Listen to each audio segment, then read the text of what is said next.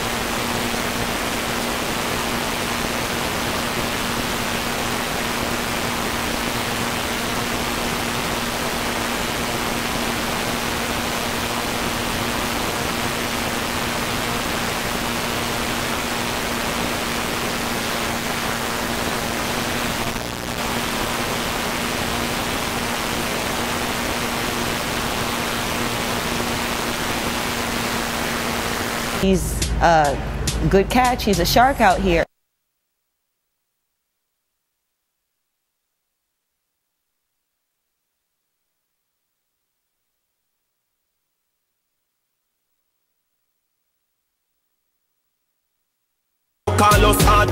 My amateur record, I was 17-2.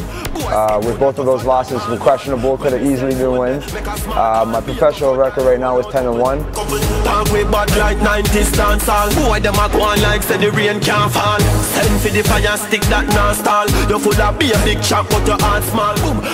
I'm not one to talk.